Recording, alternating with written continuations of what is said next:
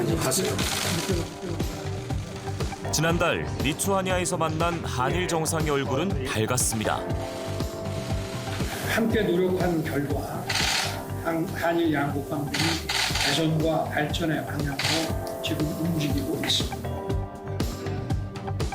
지난 3월 한국 정부가 강제동원 대법원 판결 관련 해법을 발표한 게 한일 관계 개선의 중요한 계기가 됐습니다.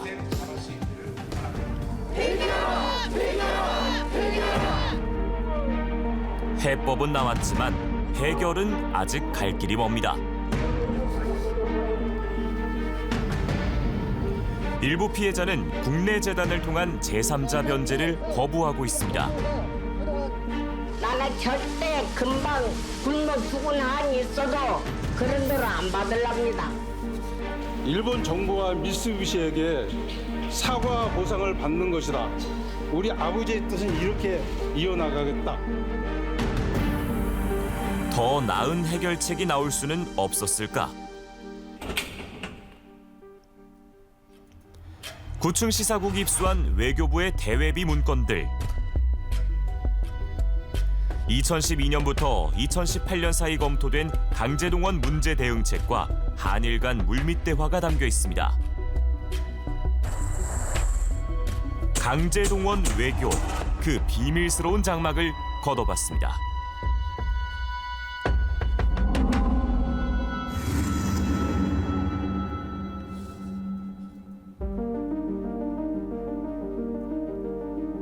일제강점기 강제징용 피해자들에게 일본 기업들이 배상해야 한다는 대법원의 판결이 나왔습니다. 2012년 대법원은 일본 기업의 배상 책임을 처음으로 인정했습니다. 피해자 측조차 예상하지 못했을 정도로 파장이 컸습니다. 보도를 통해서 알았죠. 보도를 통해서 알았고 역시 이게 사법부라고 하는 것이 인권의 최후 보루다. 그런 생각을 했고. 판결 직후 외교부 대일외교 실무부서에서 만든 내부 문건입니다. 판결에 대한 언론 대응 방향으로 대법원 판결을 환영하며 일본 기업의 판결 이행을 촉구한다고 적혀 있습니다.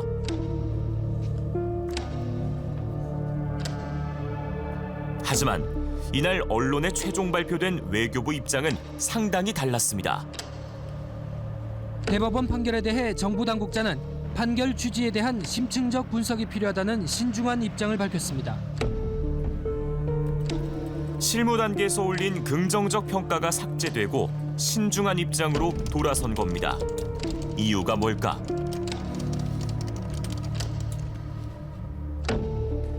판결 다음 날 나온 일본 정부의 발표에서 그 실마리를 찾을 수 있습니다. これは日韓請求権経済協力協定というものがありまして、その協定に基づいて完全かつ最終的に解決済みである。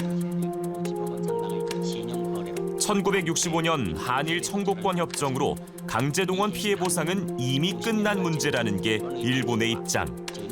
한국 정부도 같은 입장을 취해왔는데 개인의 손해배상 청구권은 소멸되지 않았다는 대법원 판결로 난처한 상황이 됐다는 게 외교부 판단이었습니다. 사실 좀 이제 스탠스가 꼬였죠. 청구협정이 포함해서 해결됐다고 했었는데 이제 와서 그걸 이제 한국의 재판소가 그걸 입장을 바꿔버린 게 논리적으로 문제가 있다. 이제 그렇게 주장할 것이 뻔했기 때문에 일본은 곧장 물밑 외교전에 불을 당겼습니다. 선고 2주 뒤 외교부 문건에 담긴 한일 당국자 대화. 한국 대법원 판결을 절대 받아들일 수 없습니다. 일본 기업이 패소하지 않도록 한국 정부가 적절히 대응해 주길 희망합니다. 이 문제는 한일 협력으로 해결 운운할 것이 아니라 한국 국내 문제입니다. 한국이 알아서 해결책을 가져와라. 강제동원 외교 과정에서 일본이 줄곧 견지한 입장입니다. 韓国政府が日本との約束、つまり日韓請求権協定、それと韓国の司法判断、これを2つを両立しうるような何らかの解決案を出すと。한 달 뒤 외교부를 찾아온 일본 당국자 입에선 더 강경한 발언이 튀어나옵니다.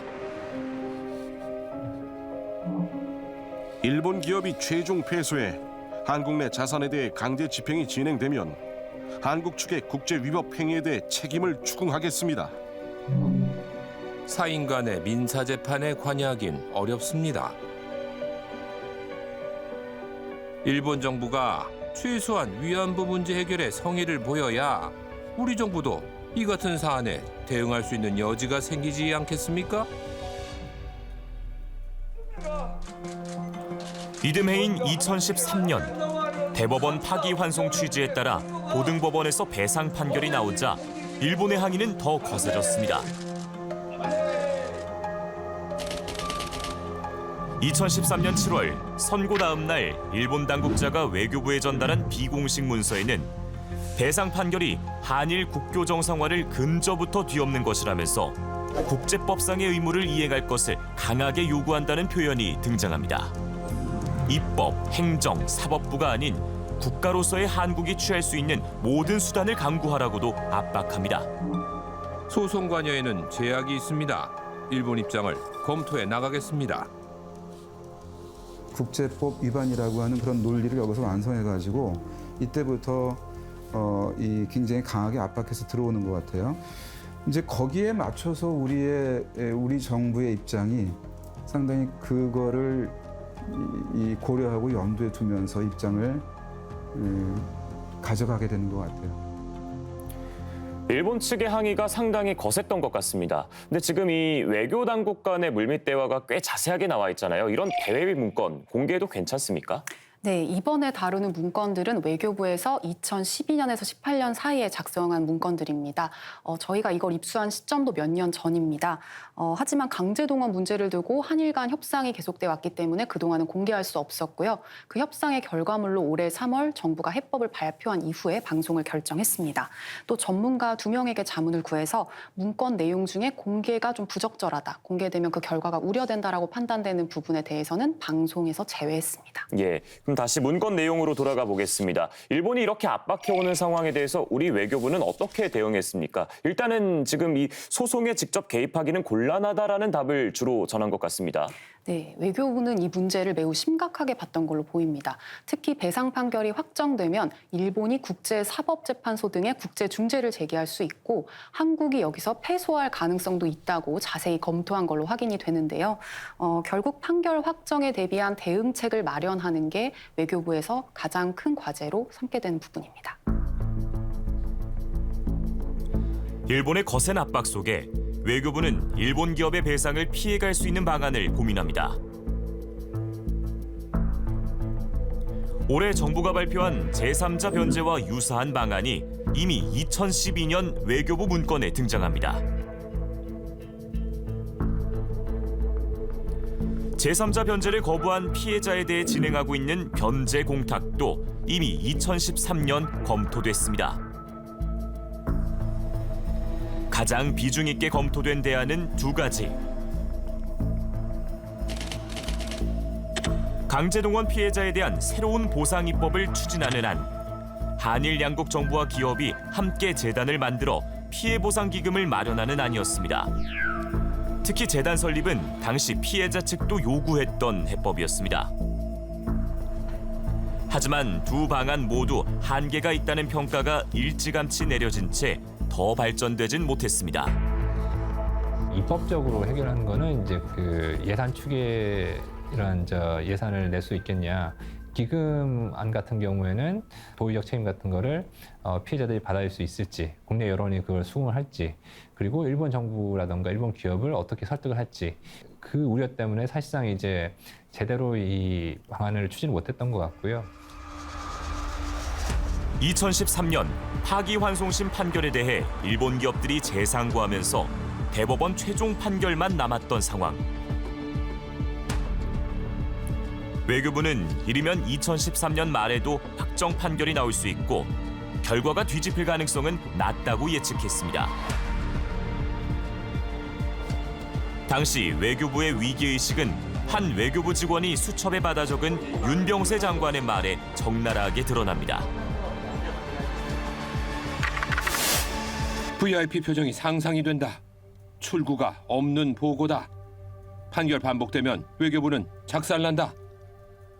대법원에서 언제 이게 그 확정 판결이 날지 뭐 두세 달 내에 날 수도 있다. 뭐 이런 식으로까지 굉장히 뭐랄까 그 어떻게든 돼서 이제 시간을 벌어야 된다. 는 게 가장 첫 번째 그런 반응이었거든요. 결국 대법원 판결에 영향을 미치려는 시도가 시작됩니다. 당시 박근혜 대통령에게도 보고된 방안입니다.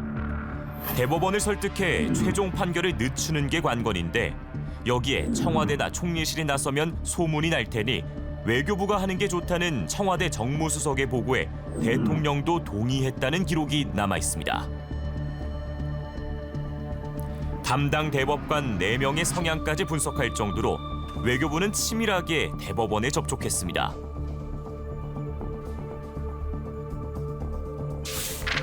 당시 외교부 직원의 업무 수첩을 보면 한 외교부 간부가 청와대 외교안보수석에게 내일 대법관 한 명을 만나기로 했다고 보고한 것으로 나옵니다.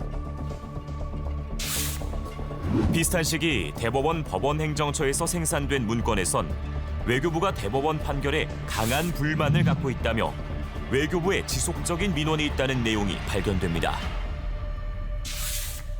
정점을 찍은 건 2013년 12월 1일 대통령 비서실장 공관에서 열린 소인수 회의. 윤병세 외교부 장관은 이 자리에서 대법관인 차한성 법원행정처장을 만나 2012년 대법원 판결의 문제점을 설명했습니다. 윤 장관이 당시 회의에 들고 간 문건입니다. 총체적 파국, 패소 가능성 농후, 경제에 심각한 영향 등 심상찮은 표현들이 연달아 나오더니 이 문제는 입법, 사법, 행정부의 차원이 아닌 국가적 차원에서 접근해야 한다며 기존 대법원 판결에 대한 재검토가 필요하다고 결론 냅니다. 2013년 7월 일본 당국자가 전달한 문서상의 표현과 똑같습니다.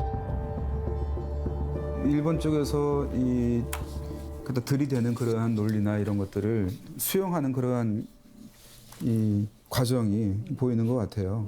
대법원 판결의 그 기본 취지와는 좀 다르게 되더라도 일본 정부가 납득하는 방향으로 풀어야 되지 않겠느냐라고 하는 그런 입장이 굉장히 강하게.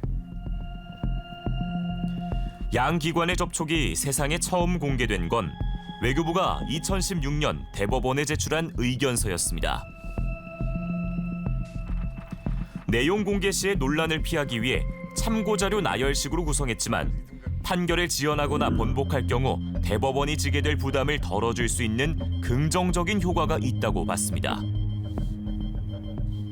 뭐 애매모호하게 여러 가지 학설이 있다 학설이 있다 이러면서 법적 판단보다는 정치 외교적인 판단을 갖다 어떤 의미에서는 좀 강요를 하는 듯한 그런 의견서가 아니겠나 이런 생각이 들어서 좀. 외교부는 이 의견서가 불러올 외교적 정치적 영향에 신경을 곤두세웠습니다. 의견서는 일본에 대한 긍정적 신호로 한일 관계 선순환에 최대한 활용될 수 있는 시점에 대법원에 제출돼야 한다고 했고 국내 보수 여론과 미국 측의 기대에도 부응할 거라고 분석했습니다.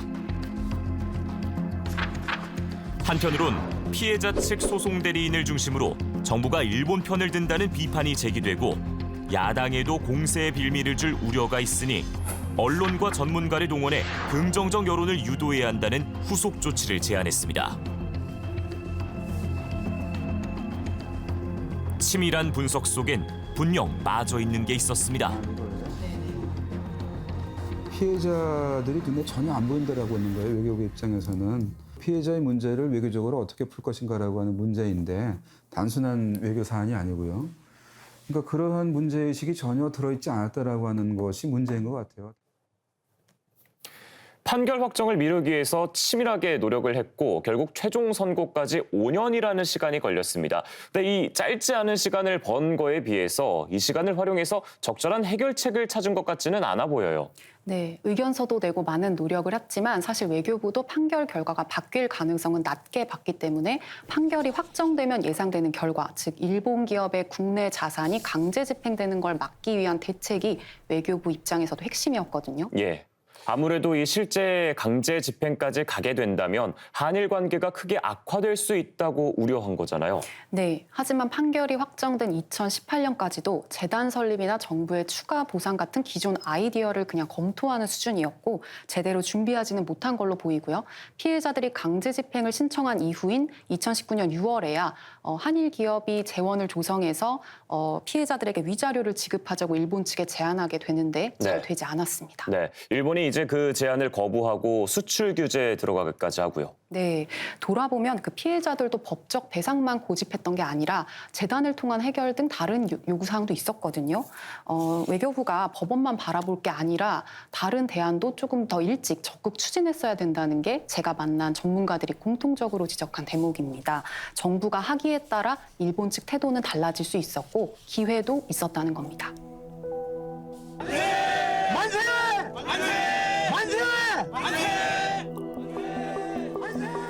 대법원 판결이 나오기 2년 전쯤 강제동원 피해자들이 만세를 부른 적이 있습니다. 미쓰비시 중공업이 피해자들이 요구한 협상을 받아들인 겁니다. 일본 최고재판소에서 피해자들의 배상 청구가 최종 기각된 상황이었는데도 협상장에 나왔습니다. 재판은 재판이고 그것과 별도로 해결책을 협의하는 자리를 설치해달라는 여러분들의 요청에 따라 대화의 장 설치에 합의했습니다.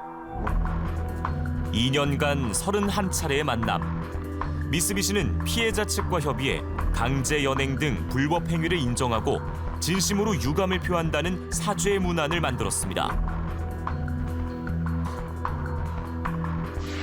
한국 유학생을 위한 장학금 제도를 만드는 방식으로 금전을 출연할 의사도 밝혔습니다. 피해자 측이 당사자에 대한 금전 지급을 요구하며 결국 협상 결렬을 선언했지만 양측의 거리가 상당히 좁혀질 수 있음이 확인된 셈입니다. 우리들이 요구하는 수준에 이르지는 않았었지만 다만 미쓰비시는 이렇게까지 입장을 보였다라고 하는 것이어서 지금 정부가 지금 하고 있는 것과는 비교조차 할 수 없는. 또 다른 피고 기업인 일본제철도 2012년 주주총회에서 배상금을 내겠다는 의사를 밝힌 적이 있습니다. 문제 해결의 실마리는 있었던 상황. 실제 해결까진 정부의 외교적 노력도 필요했습니다. 배후에서 결국 이제 일본 정부가 일본 기업들의 그 팔을 비틀어가지고 사실 절대로 이거 이행하면 안 된다. 이제 그런 상황이었기 때문에 우리 정부가 사실 일본 정부한테 좀 시간을 두고서 이제 이런 좀 합의 시간을 가질 수 있도록 했어야 할 것을 이제 요구를 하면서. そこでの和解が成立するようにね、いわば政府が後ろからバックアップすると、黙ってですね、静かに見えないように。というのがね、やっぱり一つの方法じゃないかなと思っていて。 그러나 실상은 준비조차 제대로 하지 않았습니다. 외교부는 어쨌거나 일본을 상대를 해야 되지 않습니까? 그러면 상대가 어느 만큼 마음을 먹었는지, 어느 만큼 움직였는지 그 반경을 알아야 될 거 아니에요. 그런데 교섭 끝나고 교섭의 내용이 과정이 어떻게 됐고 결과가 어떻게 됐고 왜 결렬이 됐는지 한 번도 물어본 적이 없었었죠.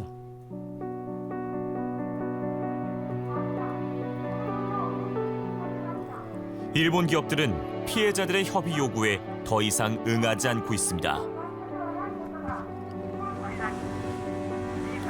물컵의 절반이 채워질 거라는 한국 정부의 기대와 달리 제3자 변제에 나선 한국 재단에 대한 기여도 없는 상황입니다. 향후 기여 의사가 있냐는 취재진의 서면 질의에 미쓰비시는 한국 내 절차인 걸로 알고 있다며 아무것도 하고 있지 않다고 답했고, 일본 제철은 강제동원 문제는 한일 청구권 협정으로 해결된 것으로 인식하고 있다는 답변을 보내왔습니다. 꿈쩍도 하지 않는 가해자. 결국 피해자들은 사과 한마디 듣지 못한 채 하나둘씩 세상을 떠나고 있습니다. 그들의 빈자리는 과연 진정한 해법이 무엇인지 우리에게 묻고 있습니다.